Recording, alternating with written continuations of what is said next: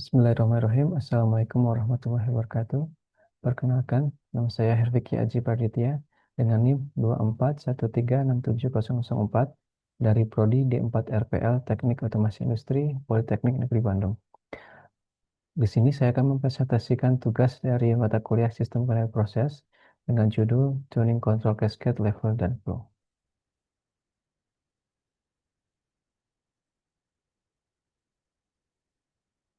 Baik, langsung saja. Untuk tujuan dari presentasi ini adalah yang pertama, menerapkan kontrol cascade untuk kolom de-ethanizer. Kemudian yang kedua, melakukan tuning PID menggunakan metode Ziegler-Nichols. Kemudian yang ketiga, meningkatkan stabilitas dan kecepatan respon kontrol. Baik, untuk deskripsinya, yaitu sistem kendali cascade merupakan teknik pengendalian yang menggunakan dua loop kendali, yaitu loop utama atau master dan loop sekunder atau sleeve. Pada sistem ini, loop utama mengontrol variabel proses utama, yaitu level cairan. Sedangkan loop sekunder mengontrol variabel pendukung, yaitu flow rate. Dalam presentasi ini, saya akan membahas mengenai penerapan sistem kendali cascade untuk menjaga level cairan dalam sebuah tangki de-ethanizer dengan mengatur aliran keluar menggunakan pengendali PID. Berikut ini merupakan blok diagram sistem. Kemudian, saya akan menjelaskan tentang apa itu de-ethanizer.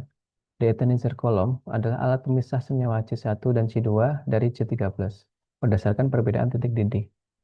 C1 dan C2 memiliki titik didih lebih rendah yang akan menguap ke atas menjadi lien gas, sementara C13 turun ke bawah menjadi produk natural gas liquid atau NGL.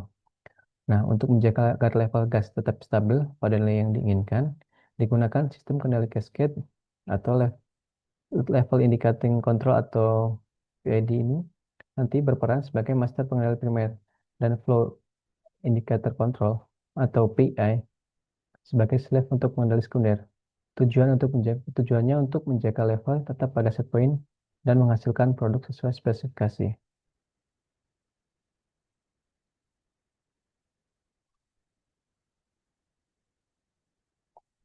Berikut ini merupakan komponen yang akan berpengaruh pada sistem ini. Yang pertama yaitu ada 01C3401, yaitu tangki utama, kemudian LG atau level gauge untuk mengukur level cairan dalam tangki, kemudian ada LT, ini merupakan level transmitter untuk mengukur tinggi level cairan pada tangki dan mengirim sinyal. Kemudian LIC atau level indicator controller untuk mengatur level cairan di tangki dengan mengatur set point untuk aliran keluar. Kemudian FIC atau flow indicating controller untuk mengatur kontrol valve berdasarkan set point dari LIC dan nilai aktual dari flow transmitter. Kemudian FT atau flow transmitter untuk mengukur laju alir keluar dari tangki. Kemudian FV atau flow transducer untuk mengubah sinyal kontrol dari FIC ke sinyal pneumatik untuk mengatur bukaan kontrol valve. Kemudian prinsip kerjanya yaitu yang pertama, level cairan dalam tangki diukur oleh level transmitter. Kemudian sinyal level dikirim ke LIC atau level indicator controller yang mengatur level cairan dalam tangki. Kemudian membandingkan nilai aktual dengan set point. Jika level naik, berarti aliran keluar harus ditingkatkan untuk mengurangi level. Namun, jika level turun, maka aliran keluar akan dikurangi.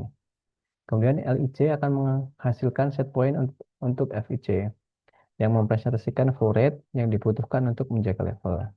Selanjutnya, FIC menerima feedback dari flow transmitter untuk mengatur kontrol valve agar flow sesuai dengan set point dari LIC. Kemudian selanjutnya, flow transmitter dan flow transducer membantu memberikan umpan balik atau feedback real time ke FIC untuk pengontrolan yang lebih presisi. Kemudian, dengan pengendalian flow secara presisi, maka level dalam tangki dapat distabilkan. Kemudian metode yang digunakan yaitu metode kedua dari Ziegler-Nichols, yaitu menggunakan grafik respon sistem tertutup atau closed loop dengan masukan berupa sinyal tangga atau step input. Pada metode ini, jenis pengendali yang digunakan hanya pengendali proporsional atau P. Nah, nilai KP atau penguatan proporsional ini diatur mulai dari angka yang kecil sampai mencapai nilai kritis atau yang disebut dengan ultimate gain. Nah, nilai KU ini titik di mana sistem mulai berosilasi terus-menerus dengan amplitude yang konstan. Saat Kp mencapai nilai KU, sistem akan menunjukkan osilasi yang stabil. Nah, berikut ini merupakan grafik dari sistem metode kedua ini. Nilai ultimate period itu diperoleh setelah keluaran mencapai kondisi yang berosilasi. Untuk nilai ultimate gain dan ultimate period itu digunakan untuk menentukan konstanta-konstanta pengendali sesuai dengan tetapan Zigonic-Kors. Kemudian berikut merupakan tabel untuk rumus Kp, Ti, dan Td. Kemudian selanjutnya berikut ini merupakan rumusan persamaan yang telah didapatkan dari hasil perhitungan dengan menggunakan data dari lapangan. Ini merupakan rumus transfer function. Kemudian ada hasil perhitungan level transmitter, kemudian flow transmitter. Kemudian ada rumus untuk gain control valve. Setelah didapatkan bersama sebagai berikut. Kemudian ada gain proses level serta proses flow. Kemudian selanjutnya ada persamaan PID primer, dan PID sekunder. Selanjutnya untuk simulasi dari persamaan yang sudah didapatkan tadi, selanjutnya saya menyusun blok diagram tuning flow menggunakan aplikasi MATLAB Simulink. Kemudian memasukkan nilai persamaan sehingga blok diagramnya menjadi seperti ini. Untuk tuning dilakukan dengan cara memasukkan nilai P sampai grafik mulai berosilasi dan didapatkan nilai P sebesar 211. Ya, sehingga dihasilkan grafik seperti ini. Kemudian dari grafik tersebut didapatkanlah nilai ultimate periodnya sebesar 2,9 second. Nah, dari nilai tersebut didapatkan nilai untuk P dan I adalah sebesar P sama dengan 94,95, sedangkan I adalah 2,41. Selanjutnya untuk tuning level sama caranya dengan saat tuning flow memasukkan nilai persamaan yang telah didapatkan dari persamaan sebelumnya hingga menjadi seperti ini. Untuk tuning flow sama juga dilakukan dengan cara memasukkan nilai P sampai grafik mulai berosilasi. Setelah dimasukkan, didapatkanlah nilai P sebesar 208, sehingga menghasilkan grafik yang berosilasi sebagai berikut. Kemudian dari grafik tersebut didapatkan ultimate periodnya sebesar 0,5 second. Nah, dari data yang setelah didapatkan, dimasukkan untuk rumus PID, sehingga didapatkan P sebesar 124,8, sedangkan I 0,25 dan D sebesar 0,0625.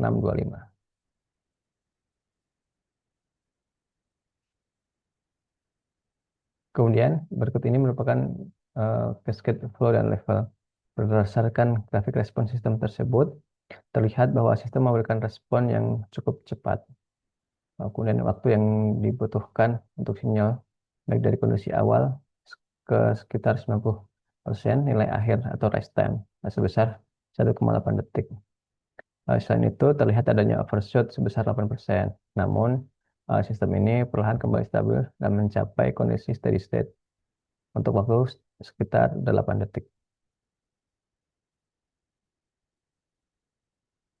Nah, untuk analisa, hasil dari simulasi menunjukkan bahwa sistem dengan kendali cascade flow level memberikan respon yang lebih cepat dan stabil dibandingkan kontrol tunggal. Dengan membagi kontrol menjadi dua, yaitu kontrol level atau primer dan kontrol flow atau sekunder. Sistem dapat merespon terhadap perubahan lebih cepat karena flow controller langsung mengkoreksi sebelum mempengaruhi level. Kemudian tuning dengan metode Zigornik-Kors menghasilkan respon yang cepat, namun masih terdapat sedikit overshoot. Hal ini masih dapat ditoleransi karena metode ini memang cenderung lebih agresif. Namun secara keseluruhan sistem cascade lebih efektif dalam menjaga kestabilan level cairan jika terdapat gangguan pada aliran. Baik, kesimpulan yang telah didapat dari hasil simulasi adalah setelah melakukan simulasi tuning control cascade level pada MATLAB, maka didapatkan bahwa yang pertama, penerapan kendali cascade memberikan keunggulan dalam stabilisasi level cairan tangki, terutama ketika terdapat gangguan di aliran. Dengan memanfaatkan loop sekunder dan pengendalian flow, sistem jadi lebih responsif dan lebih stabil terhadap perubahan mendadak.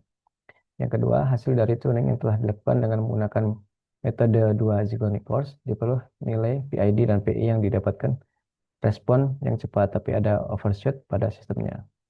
Kemudian, secara keseluruhan, respon menunjukkan bahwa sistem mampu merespon dengan cepat, meskipun masih terdapat sedikit lonjakan di awal, namun tetap dapat mencapai kestabilan dalam waktu yang relatif singkat. Baik, berikut ini merupakan daftar pustaka yang saya gunakan dalam melakukan simulasi ini. Baik, demikian presentasi yang dapat saya sampaikan. Saya ucapkan terima kasih. Saya tutup. Wassalamualaikum warahmatullahi wabarakatuh.